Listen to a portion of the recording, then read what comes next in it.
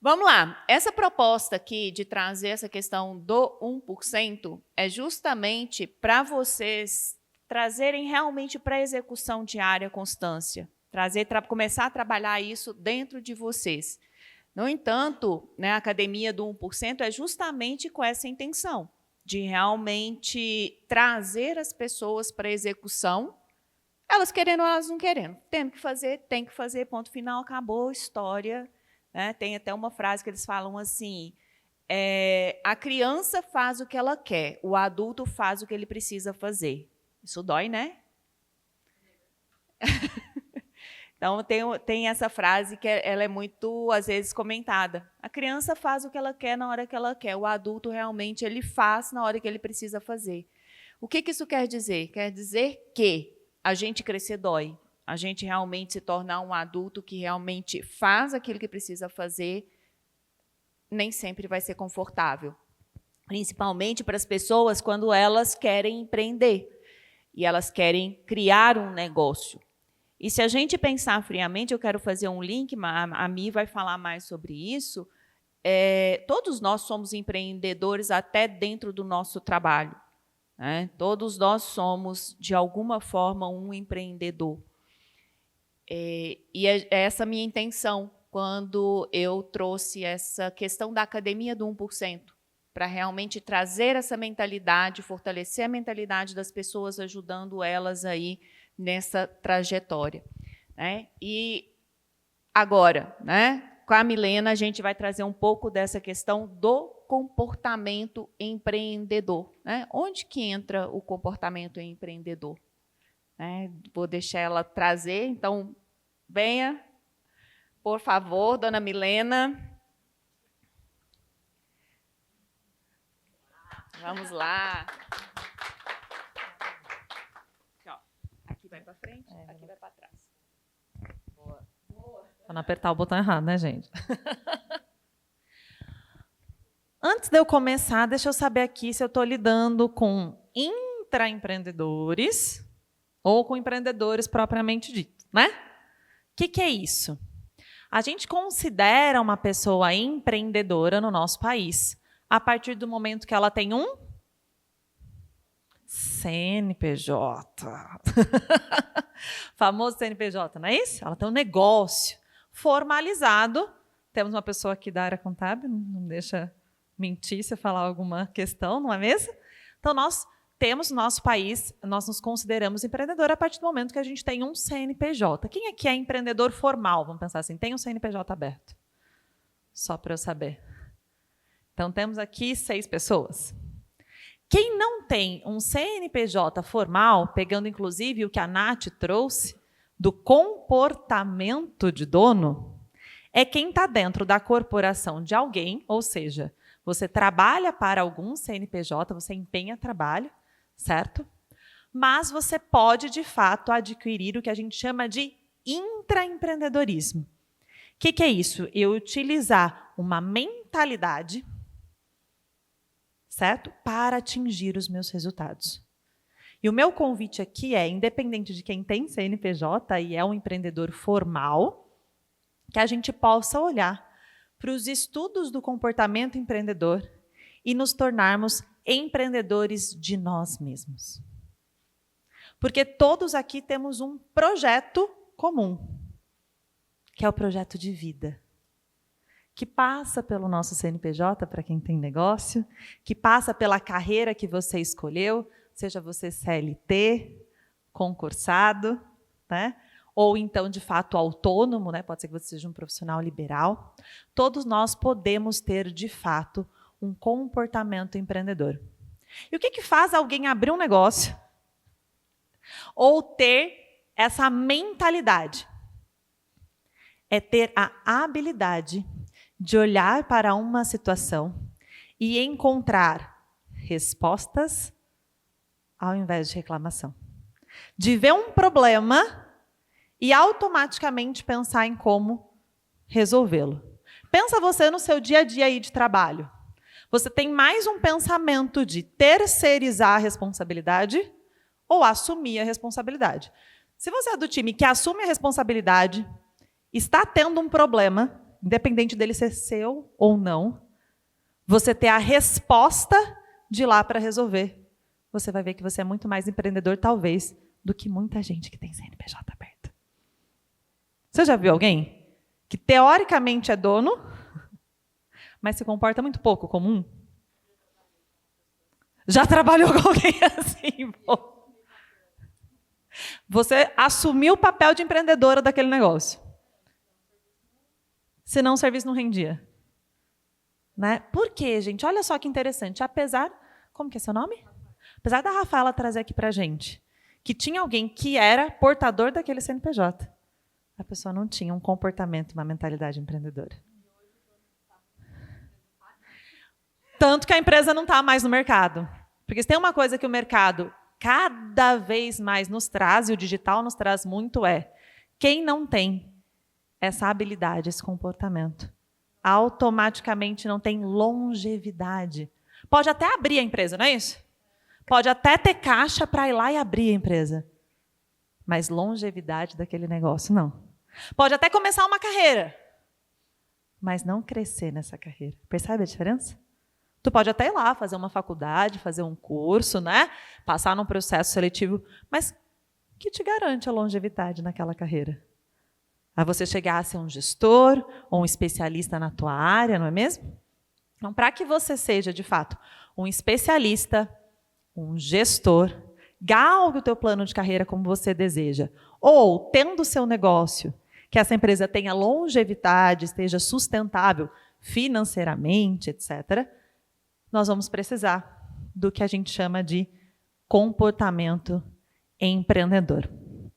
E daí, eu vou falar aqui para vocês um pouco sobre o que pode fazer com que você saia... Deixa eu aprender aqui. Essa luzinha vermelha é o pointer? Não vou apagar tudo não, né? É a minha... Ou é esse daqui? É este, amiga. Me ajuda aqui com a parte tecnológica para eu entender. Né? Esse aqui é o pointer? Ah, tá. Beleza. Acho que é esse aqui mesmo. O que a gente vai ver aqui? Se eu desejo realizar algo, se eu desejo ter resultados e atingir os recursos que eu desejo, eu vou ter que fazer uma ponte chamada como. E esse é um grande diferencial. Vou explicar aqui para vocês, tá? E isso que eu vou explicar para vocês, eu não aprendi teoricamente, apesar de ter formação. Né? Diferente aqui da minha colega da advocacia e tal, eu sou engenheira de formação. Então, o pensamento lógico eu sempre tive muito. E depois de um tempo na engenharia, falei, caraca, acho que eu quero ter a minha empresa, né? Estou resolvendo muito problema do outro, para o outro, e não estou ficando com os lucros disso daí. E é muito comum, não sei se vocês já viram, quem é especialista numa área acabar se tornando gestor ou abrindo o próximo negócio. Né, o próprio negócio. Né? A pessoa se torna uma especialista, ela fala, opa, peraí, deixa eu abrir um negócio. E quando eu abri, eu achava que era só bom. Bastava ser boa naquilo que eu era. Entende? Técnica. Eu era muito técnica. Certo? E eu não sabia nada de negócios. Não sei que curso vocês fizeram, mas na engenharia a gente não aprende nada de gestão. A gente aprende a fazer projeto, resolver problema, tecnicamente. Os bastidores do negócio a gente não sabe, né? Como que a gente aprende? Indo para a arena, né? Joga. Igual andar de bicicleta, né? Vai, meu filho. Tu vai. Não tem rodinha para começar a empreender. E na minha primeira empresa eu investi 150 mil e fali. E eu brinco que foi o semestre da falência. Eu fali financeiramente. Meu pai faleceu, meu noivado terminou, foi a falência simultânea de todos os órgãos, sabe aquela falência simultânea de todos os processos? Deu 6 meses, terminou 6 meses, eu falei, e agora? O que eu faço? Jesus me abana, vou recomeçar, é da onde, sabe assim? Só que como a Raquel disse, e eu gosto muito desse movimento, o conhecimento sempre foi uma porta de entrada para a minha família na obtenção de resultado, né? Foi através do estudo que a minha mãe se tornou professora e conseguiu uma condição melhor para minha família, né? Eu venho de família de roça, tá, gente?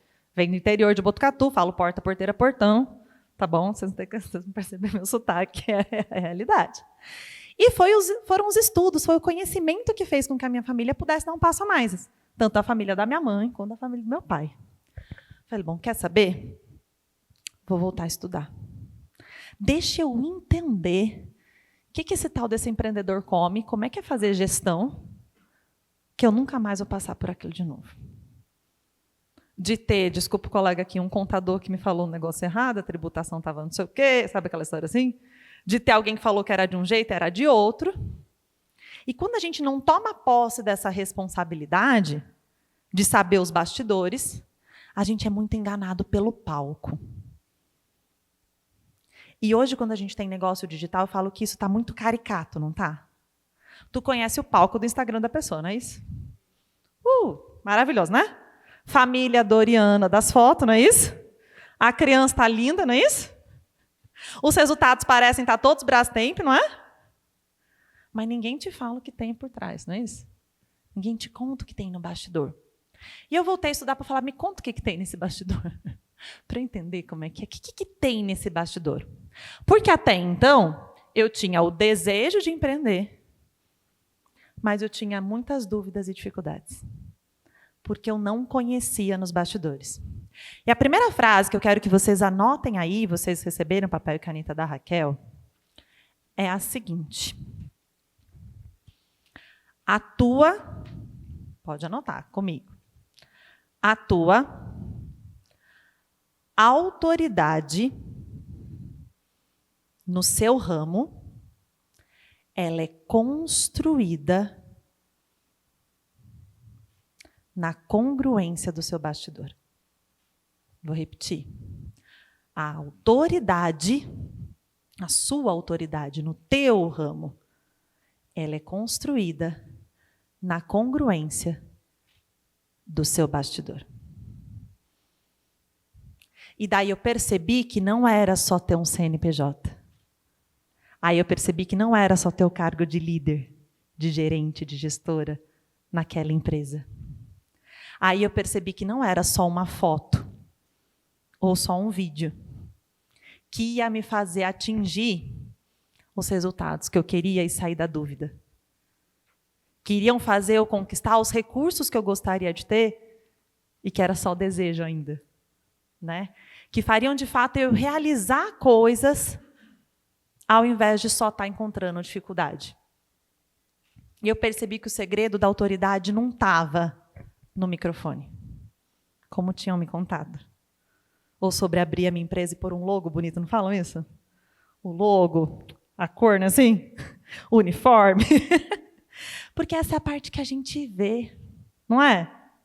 Ai, ser gerente é bonito, não é? Ser coordenador, não é? Gente, bonito na teoria, né? Na prática, a formiga é outra, não é isso? Você olha e fala, Jesus, não é isso? Né? Gostar de gente é bonito na teoria. Não é isso? Lidar com gente é outra questão. É outra questão. E quando eu fui estudar, depois dessa falência múltipla de órgãos que eu contei para vocês, de todas as partes, eu fui estudar gestão empresarial, eu fui ver que já tinham mapeado algumas questões. E que essas questões que tinham sido mapeadas, elas tinham se revelado como comportamentos. Qual foi o mapeamento? Esse mapeamento ele não é meu. Esse mapeamento é da ONU. A Organização das Nações Unidas, ela foi pesquisar o que fazia alguém ter resultados apesar do momento de crise econômica, apesar do desafio naquele país, apesar de por que tem gente que prospera no Brasil. E por incrível que pareça, quando você está na Europa ou nos Estados Unidos, eles devem se perguntar muito, né? Mas como é que consegue prosperar lá? Como é que consegue prosperar na Argentina? Como é que consegue prosperar na África? Como é que consegue prosperar na Índia? Tem muita gente próspera nesse lugar, não tem, gente? Não é real? Aqui em BH já vi que tem muita gente bonita, próxima, um lugar bonito, né? A Raquel foi passando, me dizendo o que era. Eu falei, gente, chique essa cidade. Achei chique. Achei interessante. Já vi, né? Achei interessante. E quando eles pesquisaram, eles viram que tinha um tripé comum independente do país que essa pessoa tinha iniciado a jornada, independente se ela era como eu, que tinha vindo da roça do interior, de uma família simples, ou se ela tinha nascido numa família de magnata, né? Independente dela ter um pai empreendedor ou não é isso? Porque por um tempo eu achei que era isso. Falei, viu, por que que eu nasci, né? Filha da dona Clélia e do seu Zé, querendo empreender, e não nasci filho de fulano, né? Que já viu o pai vender desde cedo, que já, né, cresceu no comércio. Não, na minha casa não tinha isso. Aliás, gente, deixa eu contar um bastidor para vocês aqui. Todas as vezes que eu volto para a cidade da minha mãe, ela tem um recorte de jornal guardado para mim. Ela fala, como assim, Milena? É, porque minha mãe foi concursada pública. E o sonho da minha mãe era que eu fosse o quê? Então, ela sempre tem um recorte do último concurso. Ela fala, filha, você tem certeza que você quer continuar? E ela recorta ainda, gente, que na minha cidade ainda tem jornal impresso. Né? Olha só, não sei se as pessoas ainda vão na banca, na minha cidade as pessoas vão ainda. E ela recorta e guarda. Não, caso, filha, você desista dessa história sua aí de empreender, tem um recortinho aqui para você. Porque pensa, gente, ainda para ajudar hoje eu empreendo no digital. Minha mãe nem sabe o que é Instagram. Imagina. Falou, não, mãe, eu vendo pela live. Ela fala, live? Sabe? Não vai saber, entendeu? Ficou mais abstrato ainda, não é? E eu não sei vocês, mas nem sempre eu tive com quem conversar daquilo que eu faço. Olha na sua família, nos seus amigos. Não é todo mundo que fez o curso que você fez, ou que escolheu o caminho que você escolheu, né? Ou que tem os desafios que você tem como gestor, ou na área do marketing, acho que deve ter muita coisa que você faz que... Como é que é isso? Tá lá, ai, essa filha, fica o tempo todo no celular, nem está trabalhando. Sabe que eu estudo tudo isso, eu trabalho, eles têm seus questionamentos. Tem questionamentos ao trabalho, não. Olha isso, gente. Não é muito engraçado? Porque é muito diferente. E vai ser mais diferente daqui para frente, né? Cada vez mais diferente. Só que esse mapeamento que foi feito ao redor do mundo, ele colocou algumas coisas que são determinantes, e eles descobriram esse tripé, que é conhecido como o tripé do resultado. O que é esse tripé do resultado? Quando eu tenho planejamento, poder e capacidade de realização, o ato de realizar uma ação concreta, como bem disse. Não é só sobre eu ter gogó, né, Rá? Falar que vou emagrecer, fazer a dieta, outra formiga, né? Não é isso? Falar que vou treinar, né, Nath? E estar lá na academia realizando a ação do pegar o peso é outra formiga, não é isso? Esse tripé é conhecido como tripé do resultado. E é isso que faz o empreendedor deixar de ser alguém que só tem o CNPJ para ter alguém que tem resultado no seu negócio. É o que faz alguém não só ter o cargo de líder, mas ter resultado como gestor. É o que faz alguém, independente da carreira que escolheu, trilhar um plano e um projeto de vida e carreira com resultado. Tá? E eu vou fazer o convite para vocês. Essa tríade, ela é dividida em 10 comportamentos. Tá? Aqui são as 3 macro-áreas, tudo bem? Essa tríade. Ela é dividida em 10. E eu vou pedir para vocês pegarem o material de vocês e numerarem de 1 a 10. Pega uma folhinha aí que esteja em branco. Coloca 1, 2, 3, até 10. Porque nós vamos agora fazer isso de forma prática. Eu não quero só explicar para vocês o que compõe o pilar do poder, ou explicar o que compõe o pilar do planejamento.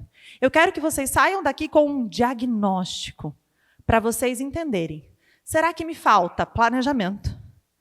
Será que me falta realização? Ou será que me falta poder para que eu tenha o resultado que eu tanto almejo? Vocês não vieram num sábado de manhã escutar eu, Raquel e Marcos, só porque somos Nath, né? Só porque somos legais, bonitos, belos. Não, vocês vieram para ter resultado, né? Não é isso? Vocês vieram por vocês.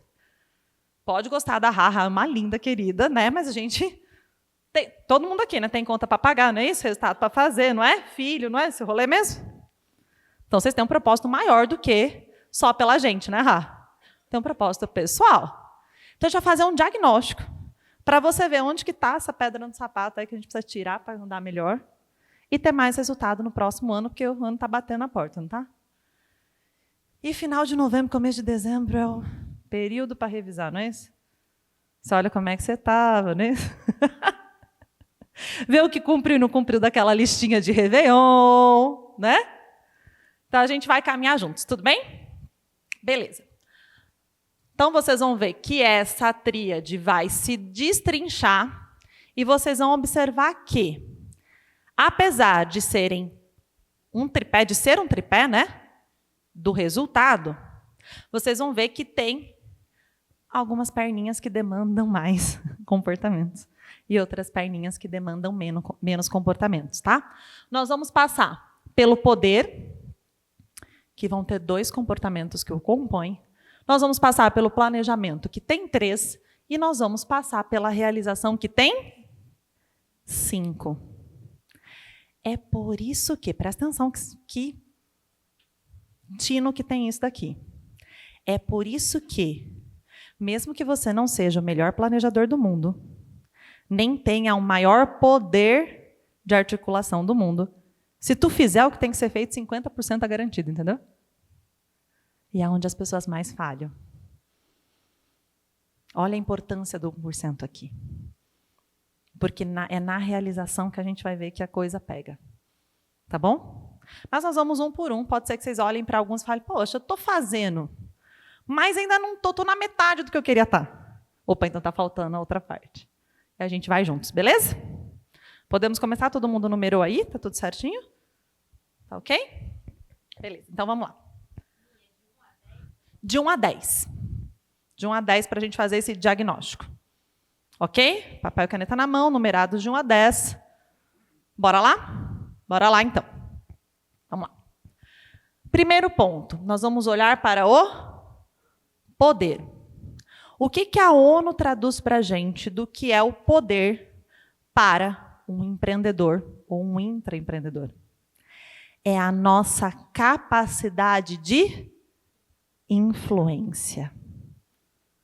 Poder para a jornada empreendedora. É a nossa capacidade de influência. Pegando o digital aqui como exemplo, hoje existem os influencers, não é? Os influenciadores, não é? O que eles têm na mão? Poder. Poder. Porque o celular, que é uma ferramenta, na mão deles, vira uma arma de influência, não é isso? E é por isso que grandes marcas, e nós vamos falar aqui da P&G, não é isso? Da Nestlé, elas pagam para esses influenciadores exercerem esse poder de influência. Percebe? Tami, como que eu vou avaliar o meu poder enquanto empreendedor? De 0 a 10, como que você avalia a sua habilidade de persuasão e o nível das suas redes de contato? Quanto que se você mandar uma mensagem no WhatsApp para alguém hoje, essa pessoa sai de onde ela estiver para te ajudar? Quando que se você mandar um convite para uma pessoa, ela vem para um evento? Quanto que de fato você tem uma rede no qual você tem uma autoridade percebida? Acabamos de escrever sobre autoridade, percebe? Você é uma autoridade para aquelas pessoas. Então, se a Raquel falar, eu venho. Sabe aquela história assim? Se a Nath me disser, eu faço. Seu nome? Maicon, que fez a dinâmica comigo, né, Maicon? Se o Maicon me disser, eu contrato. E a gente, às vezes, olha para os influenciadores e acha que influenciar é ter 100 mil seguidores, né? 1 milhão de seguidores. Não é sobre isso.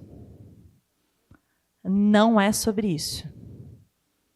Você é a pessoa que senta na roda, indica profissionais e as pessoas contratam? Te ligam para perguntar que médico você foi? Que dermatologista você está passando? Percebe? Às vezes a gente não olha para a nossa habilidade de influenciar. A gente acha que influenciar é só quando está nos stories, não é isso? Não, nós influenciamos on e off. Você tem a capacidade de convencer alguém a fazer um curso, a mudar um hábito, a olhar para alguma questão? De 0 a 10, qual é a nota que você se dá? Anote aí no ponto número 1. em frente ao número 1, de 0 a 10, como você se autoavalia na sua capacidade de persuasão e rede de contatos.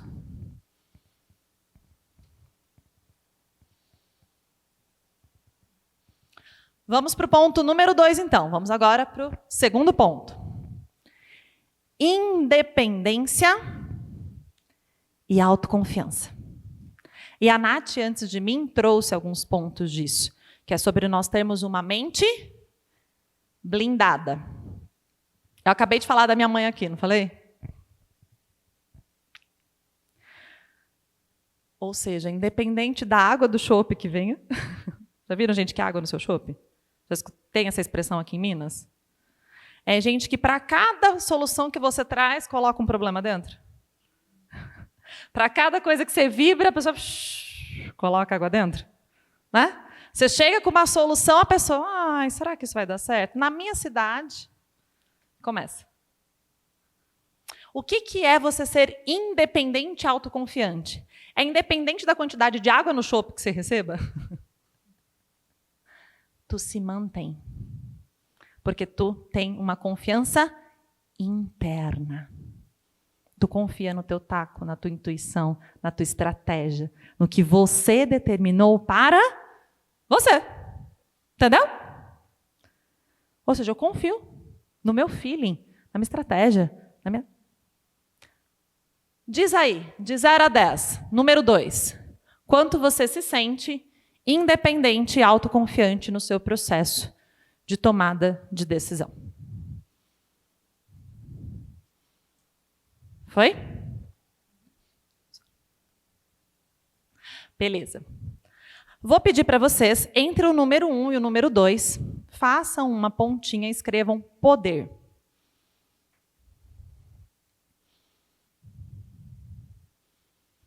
Tá todo mundo com o celular aí para pegar a calculadora, quem precisar? Gente, engenheiro gosta de conta, tá? Então eu levo isso para qualquer lugar, eu sei que nem todo mundo gosta, pode pegar a calculadora do celular, tá bom? Já que o poder são 2 comportamentos, você vai somar as suas 2 notas e dividir por 2. Então vamos supor que você tenha dado nota 8 para a rede de contatos, 6 para independência e autoconfiança, na média, 7. Ou seja, poder nota 7. Vou repetir. Tu deu uma nota para o item número 1, tu deu uma nota para o item número 2. Somando e dividindo por 2, essa é a sua nota no pilar poder. Fizeram a conta? Somar, dividir, está aí? Gostosinho de olhar, nem tanto. Podemos ir para o próximo? Beleza. Vamos agora para o planejamento. Gente, tem empreendedor que é sensacional nisso aqui. Se tu abrir, se fosse uma gaveta, né? Porque agora no computador são pastas, mas antigamente era gaveta de gaveta, certo? Se tu abrisse a gaveta, a pessoa tinha 15 projetos. Planilhados, planejados, não é isso? A pessoa analisou, pesquisou. Tá lá, né? Na gaveta. Ou na pasta do computador, né? Ou no Google Drive. Não é isso? Vamos olhar para isso, tá? Mas não é importante planejar? É muito. Eu, a Raquel, a Nath, o Marco, né? E mais pessoas, mais 3 pessoas. A gente compõe uma rede. Rede de apoio. E eu tenho muito, sou colérica que sou, vamos fazer. Não é? Bora fazer. Bora fazer. Eu sou a pessoa, quero fazer, certo? E nós estamos vivenciando um momento de planejamento estratégico. Porque não é fazejamento. É planejamento. Quando a gente planeja, a gente aplana o chão que nós vamos passar. Fica mais leve a caminhada do que você ir de pedra em pedra, né, Nath? Como você trouxe de pedra em pedra. Vamos olhar aqui como nós estamos. Vamos lá. Planejamento, ele começa com o item número 3, de busca de informações. E daí eu tenho uma pergunta para fazer para vocês. Vocês tomam decisões baseadas em fatos e em evidências ou informações da sua cabeça?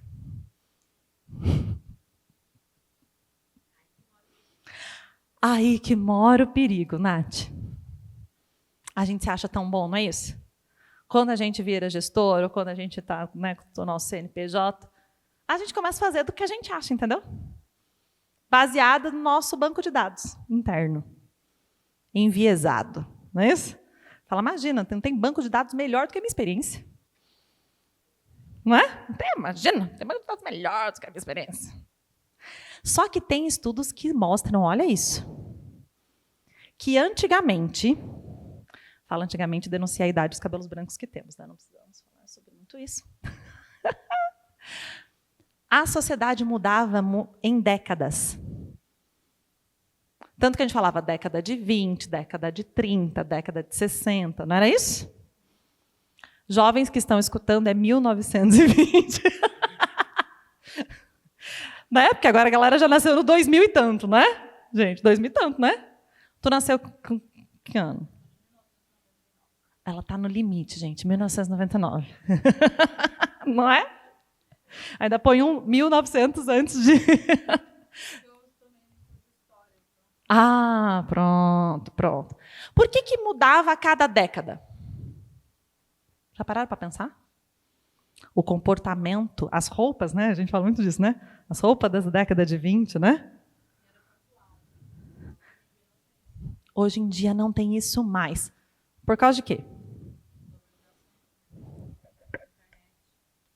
Então, o que eu aprendi em história e em marketing, né, é que antes era muito pontual as mudanças, porque a informação demorava muito para chegar. Então, por exemplo, moda. A gente tinha uma moda em Paris que demorava 5 anos para chegar no Brasil. Hoje é tudo muito ao mesmo tempo, o tempo todo. Então, hoje o mundo muda a cada ano, né? Então, é tudo muito rápido por causa da globalização, a internet e todo esse movimento de rede social. Então, hoje não existe mais esses vestidos dos anos 30, calças dos anos 50, não tem mais isso. É tudo o tempo todo. Então, a moda muda todo o tempo. Eu gosto muito de falar da moda, trabalhei com moda há 6 anos, né? Porque ela é o retrato do comportamento da sociedade numa época. A moda nada mais é do que isso, um retrato da sociedade. Por isso que fica muito caricato, né? Você pensar na década de 20 e já pensar em poá, né? Um monte de bolinha, não é isso? Tu pensar nos anos 60, aquela saia rodada, né? Tu pensar na brega dos anos 80 e 90, que eu acho bem brega, aqueles neon, aqueles negócios, mas tudo bem. Né? Aqueles cabelos permanentes, não é isso? Bom, como a nossa colega trouxe, esqueci seu nome? A Rafaela nos trouxe, agora tudo muda todo ano. Tanto muda que o iPhone 15, daqui a pouco, já está ultrapassado. Né? Tu mal comprou o negócio, mal pagou as parcelas. Né? O 16 já vai sair. Já vai ter fila na Apple para comprar. Agora, vamos pensar aqui comigo, certo? Empresas são feitas de pessoas para pessoas. Você vende para uma pessoa, você lidera uma pessoa. Mas essa pessoa muda todo ano. Junto com a tecnologia. Há um ano atrás, quem aqui utilizava ChatGPT? Sabia que existia. Quem utiliza hoje? Quem tem o aplicativo baixado no celular? Virou teu melhor amigo, não virou? Há um ano atrás você não usava. Dá para falar de monte, né? Não é? Estou falando de um aplicativo. Esse aplicativo muda a forma como as pessoas pensam um negócio? Muda. Ele influencia, ele tem um poder de influência. Agora, olha só. Estamos falando de planejamento, certo? Você vai continuar com o seu HD da experiência ou tu vai buscar informações? E, segundo a ONU, não é uma terceirização, porque tem empresa que fala assim, não, imagina, eu faço pesquisa todo ano. Contrata uma empresa de pesquisa, entendeu? Faz aí, NPS. Passa aí um formulário.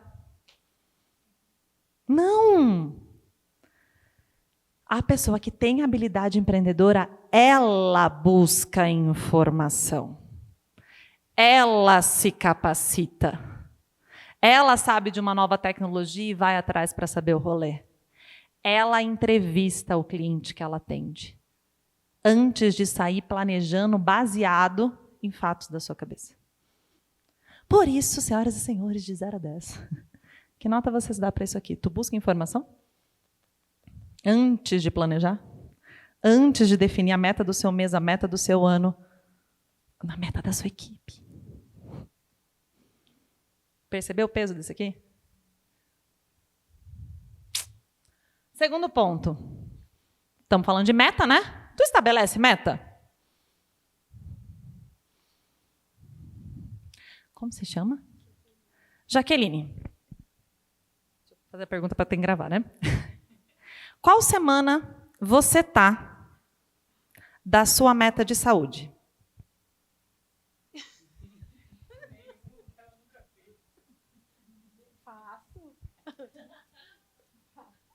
Faço. Bom, qual semana da minha meta de saúde? Englobando... Bom, eu tem 2 meses que eu comecei uma nova meta de saúde, então eu estou na 8ª semana. Por que eu perguntei semana? Antes da Jaqueline responder, ela fala, calma, deixa eu calcular a rota para ver que número da semana que eu estou. Não é isso? Estabelecer metas significa estabelecer prazos. Esse é o diferencial entre objetivo e meta. Guarda isso. Sonho é como se fosse uma nuvem no céu. Você visualiza, mas tu não consegue pegar nem se você saltar de paraquedas. Tu só visualiza, mas está lá. Objetivo é quando você traz para o coração, você deseja algo. Eu desejo ser saudável, eu desejo treinar, eu desejo empreender, eu desejo aquele resultado, é desejo. Meta é esse desejo específico com prazo. E se você estabelece meta, tu sabe em qual semana você está. Vendedor tem muito disso, né? Quem aqui trabalha com vendas? Quem empreendeu, por favor, levanta a mão de novo. Obrigada. Diz que empreende, tu vende. Né? Seja serviço, seja produto, né? A gente está vendendo, certo? Tu vai todo mês fazer o quê? Balanço da meta do mês, não é isso? Dia 30, hoje o vendedor está o quê? Fazendo tudo que não fez, né? Fechando todos os pedidos que não fechou. Porque é meta. É até dia 30, não é dia 1º. É até dia 30. Entendeu? De 0 a 10, como que tá? E vocês estabelecem metas para vocês? Pessoais, profissionais? De 0 a 10, que nota você se dá nessa habilidade? Não, eu estabeleço, né, para as minhas semanas, tal. Tá rolando. Conta aí.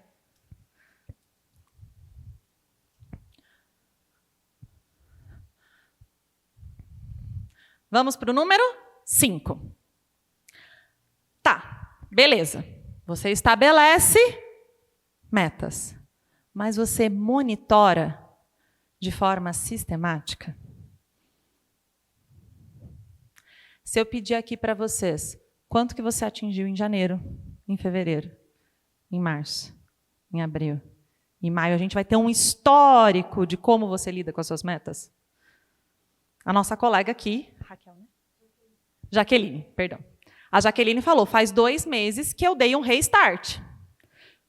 Para ela ter dado um restart, 2 meses atrás, setembro, entre setembro e outubro, provavelmente em agosto tu não bateu a meta. Talvez não em julho. O que é monitorar? É eu ter registros. É eu ter histórico. Aqui, quando eu busco informação, gente, eu estou buscando fora. Sabe qual é o maior ativo hoje das empresas? O maior ativo hoje das empresas. Histórico. Histórico. O histórico de informações que a Apple tem, só a Apple tem. Entende? Porque hoje o que mais acontece no marketing é a venda de leads. Então, se você guarda todos os clientes para quem você já vendeu, para quem você contatou, e a pessoa mesmo tendo dito não, você pode vender para outra pessoa que talvez queira aquele cliente. Aí é o comércio do futuro. Exatamente. O comércio do futuro é você ter histórico. Então, de 0 a 10, que nota você se dá na sua capacidade de se automonitorar? Se automonitorar. Como gestor, na tua carreira, na tua empresa. De 0 a 10. Tu tem ideia de quantas vezes você gritou ao longo do ano com seus colaboradores? Ah, não, vocês não são assim. É só lá em Botucatu que acontece, né? Só lá na minha terra, né? Aqui todo mundo tem cara de calmo, né, Raquel? Falam que o mineiro é mais assim, né? Povo mais calmo.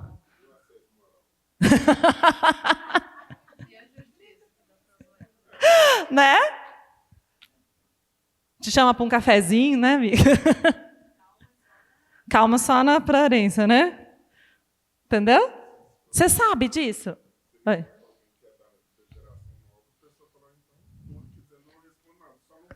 Só não volta no dia seguinte, né? Quer ver por quê o teu marido, teu filho, continua deixando a toalha em cima da cama? Ou só acontece também na minha família? Não é só na minha. Mulheres sabem do nervoso que a gente fica com a toalha em cima da cama, não é isso? Você respira e fala, é só uma toalha, é só uma toalha, é só uma toalha. E eu, colérica, já estou quase pegando a toalha. Mas respira. Inteligência emocional. Inteligência emocional. Você fala com você 20 vezes. Porque tu não tem histórico. Na hora que você vai argumentar, você não tem histórico. Aí tu acredita em falsas promessas. Como tu chama mesmo? O Arley. O Arley, você lembra que segunda-feira passada você deixou a toalha em cima da cama? Aí você me disse que tu não ia fazer mais. Aí na quarta, quando eu cheguei à tarde, na sexta, na hora do almoço, quando eu voltei para pegar a chave, nós estamos no sábado. O que você vai fazer para que na próxima vez a toalha esteja no banheiro? É diferente de eu dizer assim, você sempre deixa a toalha em cima da cama. Ele vai falar, mentira. Por quê? Porque não é sempre. Ele deixou segunda, quarta e sexta. Na cabeça dele é assim, mentira, imagina. Sempre, sempre. Entendeu? Evidências monitoradas. Olha, gente, vale para tanta coisa isso aqui. Vocês pensaram que era comportamento de empreendedor só para resultado da empresa? Minha filha. Mulheres daqui, homens, tampem os ouvidos, né? Tu gere uma casa. Tu empreende há mais tempo que muita pessoa, entendeu? Não é isso? E é uma empresa complexa. Tem relações amorosas envolvidas. Não é? Tem projetos em comum que nunca vão deixar de existir, que são os filhos. Entendeu? Como você monitora? Agora vamos pensar positivo. Vou mudar, tá? Histórico. Cheguei em dezembro. O Arley. Falei certo agora? E eu vou fazer meu monitoramento.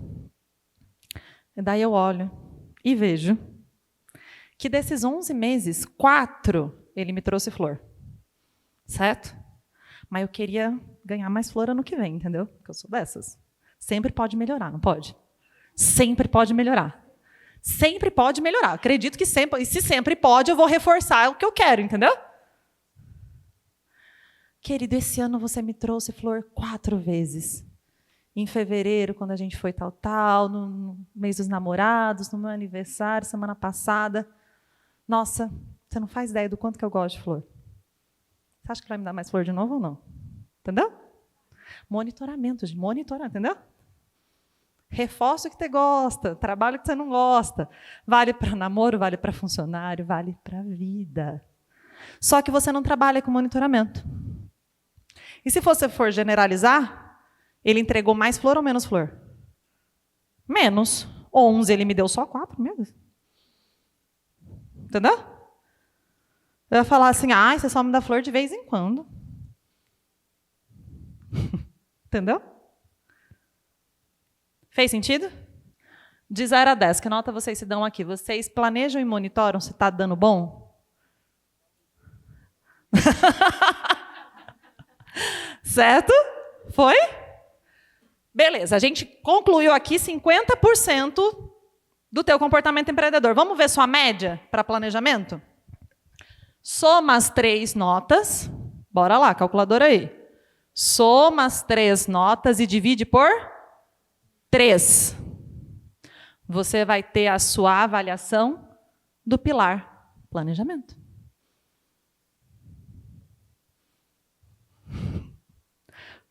Foi? As caras das pessoas não estão mais tão felizes. Tá pré-almoço, tá complexo aqui, Raquel, de continuar com eles, entendeu? Continuem gostando de mim, a gente vai almoçar, tá? Vamos para os outros 50%, gente. Agora a gente vai falar de realização.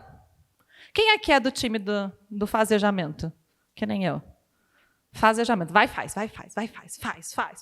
Passa o trator e bora. Não é assim?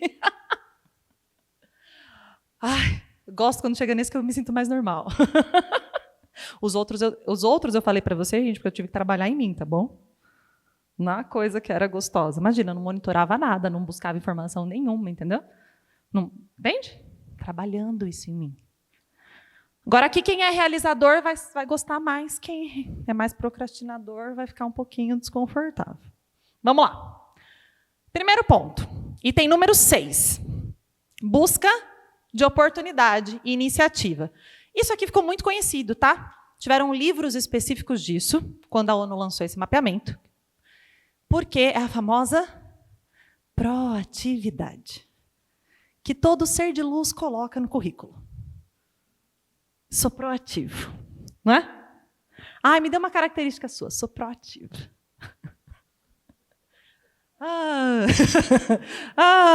Senta lá, Cláudia, não é isso? É mesmo? É mesmo. A louça está lá e você levanta e faz, mesmo que não foi você que sujou tudo. Entendi. Não é? Você é proativo. Você busca a iniciativa de resolver algo independente do problema ser seu. Você levanta para ajudar a carregar a cadeira, mesmo que não seja seu trabalho. Tu busca. Tu está sempre com um projetinho novo? De 0 a 10, que nota você se dá aqui em proatividade? Se eu fosse resumir esse item, é proatividade. Vai, de 0 a 10, dá uma nota aí. É bom que a gente vai sabendo pelas caras, sabe? A gente já vai sabendo pelas caras onde pega para cada um. Número 7. Correr riscos calculados. Certo? Boa. Quem aqui já ouviu falar num seminário do Sebrae chamado Empretec? Já viu? Já fizeram? Hashtag fica a dica. Faz. Ele é baseado nesse mapeamento. Quando chegou na dinâmica dessa habilidade aí, eu me achava ao máximo. Falei, eu sempre corro risco. Fui que fui, sabe quando você vai se achando? Você vai se achando. Eu vou pedir aqui 2 bombons emprestados, eu vou pegar ele de volta, tá? Alguém me empresta aqui? Eu devolverei, certo? Vou explicar aqui como funcionava, certo? E envolvia dinheiro. Gosto de dinheiro, preciso confessar isso para vocês, não gosto. Mulheres aqui, né? Me ajudem. Né? Sim, um sapato novo é sempre bem, essas coisas, né, gente? Beleza. Era assim, com dinheiro envolvido, lance, era um peteca, né? Peteca que tem aquele pezinho, é peteca, né? Cara, peteca, imaginem que são petecas, certo? lance e acerte. Se você acerta, tu ganha o dinheiro que tu tem, né, que você recebeu do facilitador. Se tu erra, tu perde o dinheiro que você acabou de ganhar. Tinha acabado de ganhar R$100. Tinha acabado de ganhar R$100. Falei, bom. Olhei, tinha que acertar exatamente dentro da argola. O que eu fiz? Acertei os dois. Pronto, saí com o meu dinheiro, certo? Aí tinham pessoas do tipo, se você acertar lá, tu ganha 200. Além dos 100, tu vai ganhar 200. A pessoa que nunca jogou peteca na vida ia lá e fazia, puta, perdi o 100. Entendeu? E tinha gente que nem jogava. Eu não vou ganhar mesmo? Obrigada. E passava para o outro. O que eu aprendi com essa dinâmica? Será mesmo que eu corro risco? Ou será que eu só vou até onde eu enxergo? Onde eu acho que eu dou conta? E daí eu fui aprender o que era risco de verdade e a diferença de correr risco para correr risco calculado. Correr riscos de forma desenfreada é a pessoa que joga, sabe? Está despreparado, não joga peteca, com a possibilidade de ganhar 2 vezes mais, a pessoa vai lá e tum. Já viu alguém fazer isso com a carreira? Sem certeza, sem estar tão habilitado para aquela vaga, só porque o salário era X a mais, a pessoa colocou em risco algo. Né? Ou de pessoas que se mantêm muito tempo num lugar porque aquilo é seguro. Entenda lugar. Relações, amizades, emprego, trabalho, função, profissão, whatever, né? Dá para filosofar sobre várias coisas. Correr riscos calculados é você fazer o quê? Primeiro, você calcular o risco. Qual que é o risco de eu jogar lá e dobrar o meu faturamento? Qual que é o risco que eu tenho de manter fazendo o que eu sei fazer do jeito que eu sei fazer por mais um tempo? Mas mais do que isso, como que eu preciso me preparar para daqui a um tempo chegar? Ninguém perguntou, ninguém da sala, tá, gente? Perguntou se podia andar e jogar mais perto. Ninguém nem perguntou as regras.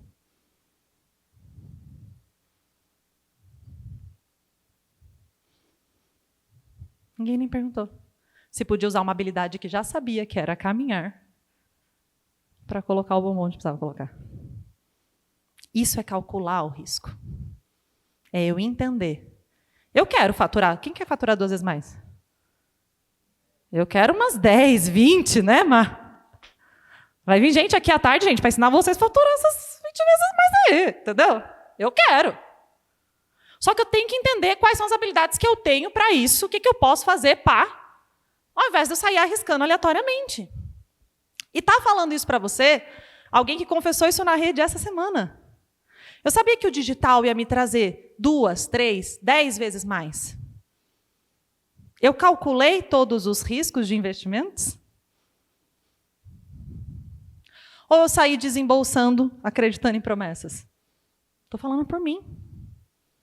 Contratei um monte de coisa errada. Viu, pessoal do marketing? Contratei um monte de coisa errada. Tem que fazer anúncio. Tem que... Entendeu? Percebe?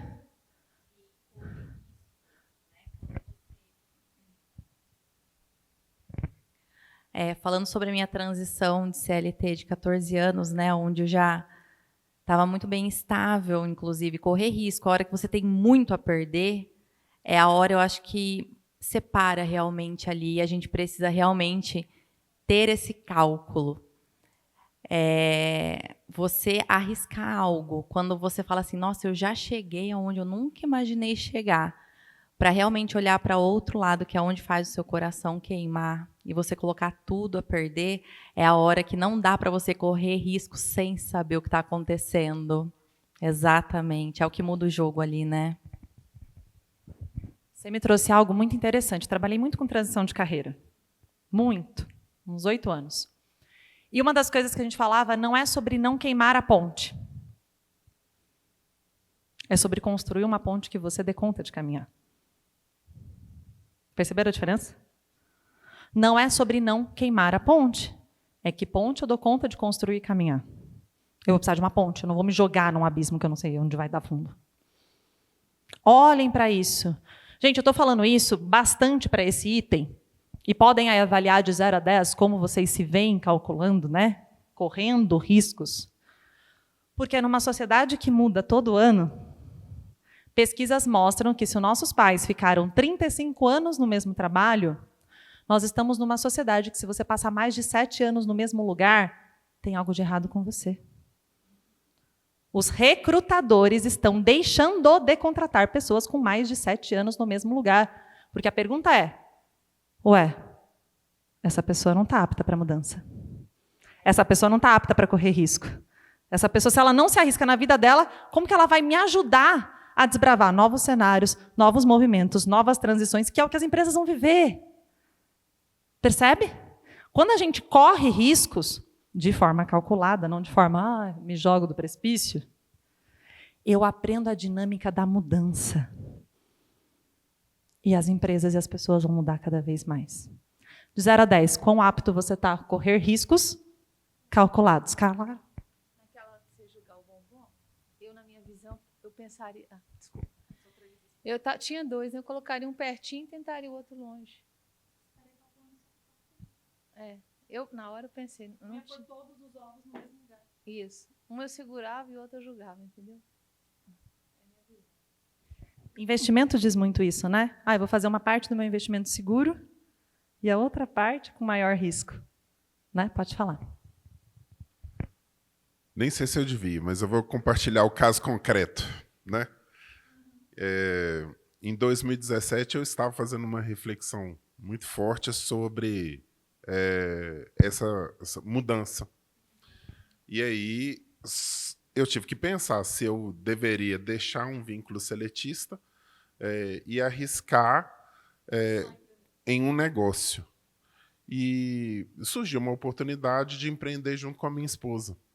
Então, nós compramos um restaurante, ele funciona até hoje, né? E exatamente no momento em que eu estava para tomar a decisão se eu me desligaria da empresa, a gente esperou um período, fazendo os cálculos, fazendo a avaliação do negócio, entendendo o mercado, entendendo as possibilidades e oportunidades.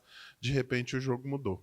Porque a gente demorou 2 anos para fazer 2 ou 3 anos para fazer essa leitura.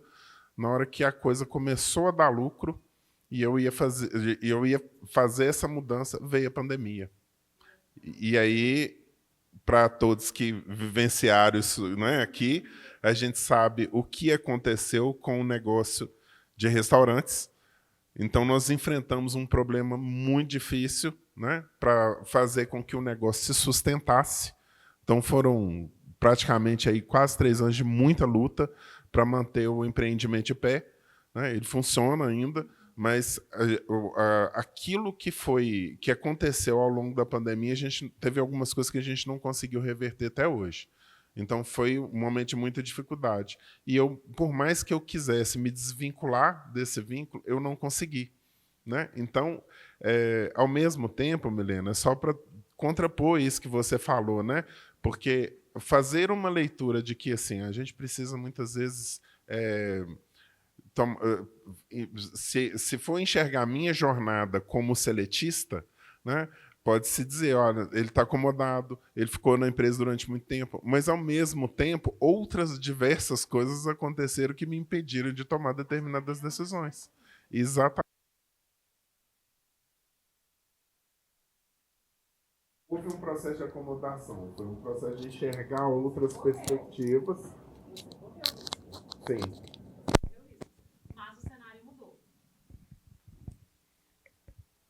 Tem muitas pessoas, eu quero pegar até inclusive a sua fala, que por conta da pandemia nunca mais correrão riscos. E eu vou te trazer um dado da área feminina, que é a área que eu mais estudo muito empreendedorismo feminino, que é o seguinte: 87% das mulheres que empreendem por fatores familiares, e você trouxe uma questão que estava você e a sua esposa, né, e daí envolve uma família, ainda mais hoje que temos muitas famílias ancoradas por mulheres, né, por conta de separação e etc., né, mãe solo, que a gente fala, 87% das mulheres que empreendem entram em falência em 2 anos. Não porque o negócio não era bom, ou porque a ideia não era boa, ou porque o mercado não queria aquele produto, mas por falência emocional. Porque correr riscos, quando o risco envolve o leite do teu filho, a escola do teu filho e etc., mexe em coisas muito basais. Muito basais. Dessas, só 5% voltam ou para o mercado de trabalho ou a empreender. Tamanho a aversão ao risco que isso gera. Tem um impacto emocional muito grande. E a pandemia trouxe muitos impactos emocionais. Quando os cenários mudam drasticamente, a gente pode falar da era Collor, a gente pode falar, né, tem muitas mudanças econômicas que geraram crises muito grandes em diversos setores, né, em diversos setores, que faz com que a nossa aversão a risco aconteça. Qual que é o problema? Toda vez que eu crio uma aversão a algo, eu não transponho aquela barreira. Percebem o quanto que isso é sério? Eu dei o exemplo da minha mãe do concurso público, né? Por que a minha mãe tem tanto isso com o concurso? Porque as escolhas anteriores da geração anterior, e quem sabe, acho que não existe nada mais arriscado para empreender do que roça. Tu conta com a chuva, né? Não pode ter geada. Você controla a geada? Você consegue calcular todos os riscos de uma plantação? Nem toda a inteligência artificial consegue. Vem a enchente no Rio Grande do Sul, veio a enchente. Vem a geada, veio a geada. Veio a praga, veio a praga. Entende? É um processo de alto risco. O que a minha mãe teve? Aversão. Isso aqui foi muito arriscado. Teve fome na minha família. Teve dias que não tinha açúcar. Eu sei porque hoje ela adora doce, sabe? Assim, de tanto que aquilo doeu. Concurso, 100% de segurança, 100% de segurança. Depois eu vou mandar para a Rá os níveis de segurança do porquê que a gente se mantém onde a gente se mantém, que acho que é legal compartilhar com vocês. Mas observem, sabe? Não é sobre correr riscos, é sobre calcular, e como disse a Vânia, cuidado com todos os ovos na mesma cesta. Principalmente no caso dele, as 2 pessoas da família. Em algo que a gente ainda vai testar para ver se dá bom. A gente diz no empreendedorismo que uma empresa ela só começa a andar depois de 2 anos, assim como uma criança. Cuidado, você está querendo que ela ande antes, entendeu? Demora um tempo para você ver se dá para pôr todos os ovos na mesma cesta. Eu vou seguir aqui, gente, nos últimos, tá, Nath? Eu sei que você levanta a mão, porque a gente está com o tempinho esgotado, né, amigo? Já recebi aqui uma chamada para a gente se avaliar. Todo mundo deu a nota no item 7? E tem 7 mesmo, tô louca, né? Isso. 8. Estou refazendo o cálculo aqui. Item 8. Exigência de qualidade e eficiência. Esse é um pouco mais alto traduzido, né? Quando você faz algo, você busca excelência? Você busca fazer com qualidade? Excelência não é fazer o melhor disponível. É fazer o melhor que você pode, com os recursos que você tem, enquanto você não tem condição de fazer melhor ainda. Já diria Cortella, aquele gordinho que eu gosto, né? Adoro ele. Ok aqui, de 0 a 10, deram uma nota? 9. Raquel trabalhou muito isso. Persistência. Persistência é o compromisso. Compromisso em persistir. Qual que era meu erro aqui? Eu era muito insistente. E não persistente. Insistir, tá? Eu falei que eu vou sair daqui e vou caminhar até lá, certo? Tem uma barreira, mas eu fico e não saio, porque eu disse que eu ia seguir em linha reta. Persistir. Eu quero chegar até lá. Opa, tem uma barreira. Opa, desse jeito não deu certo. Opa, dá para fazer diferente. Persistir é ser flexível, mas manter a mesma meta, mesma linha, mesma direção. Ok? De 0 a 10, quão persistente você é? Quero fazer atividade física. Academia não funcionou. E natação? E Muay Thai? E dança? E crossfit? Entendeu? A meta é atividade física. Tu vai ficar insistindo em algo que não funciona para você? Foi? Item número 10. Comprometimento. E aqui a gente vai falar sobre algo que para mim é inegociável. Qual o valor que você dá para a sua palavra? De 0 a 10. Se você falar que vai, você vai. Se você falar que chega às 9, você chega às 9. Se você disser que está entregue, você entrega. O que você prometeu na internet é o que você vai entregar? O que está descrito no seu produto é o que contém dentro dele? De 0 a 10. Qual o seu nível de comprometimento? Falou para a equipe que ia fazer feedback toda semana, está fazendo? Falou que... Meu pai falava uma frase que era: filha, a tua palavra tem que valer igual ao fio de um bigode. Eu nem... Ele que tinha bigode, né? Falava, pai, eu sou menina. Na época, assim, porque falava disso de criança.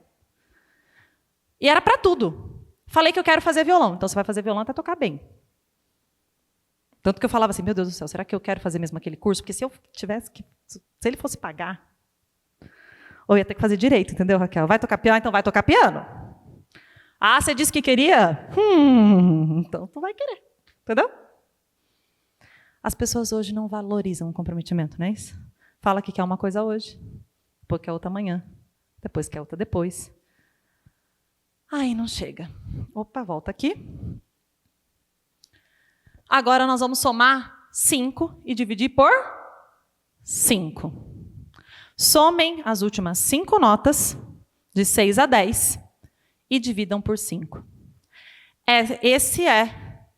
Essa nota revela a tua capacidade de realização. Temos as 3 notas, que são as médias, gente? 1, 2, 3? Foi? Beleza. Então, agora a gente vai avaliar a sua habilidade de construir resultados. Somem as 3 notas e dividam por 3. E nós vamos ter um valor único. Em poder deu 8, em planejamento deu 6, e em realização deu 7, na média eu sou nota 7. Sabe o que isso revela de você? Sabe aquela meta de janeiro?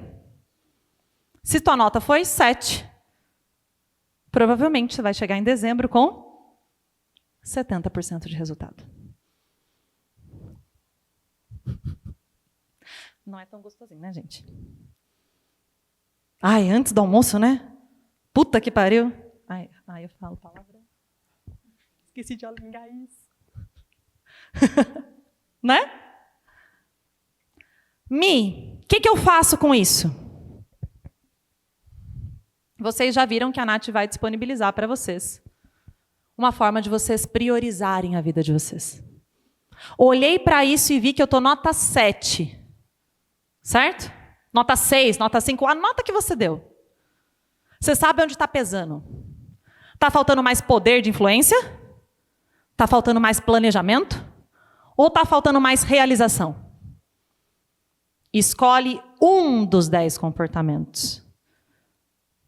Para de achar que você tem prioridades. Quem tem prioridades não tem prioridade de nenhuma. Quem tem prioridades não tem prioridade de nenhuma. Pega uma coisa para você priorizar nos próximos 3 meses. Aí você pega outra. Ah, eu vou melhorar a persuasão. Marco vai vir aqui e vai ensinar, gente. Vendas, tá aí. Papum, tá na mão.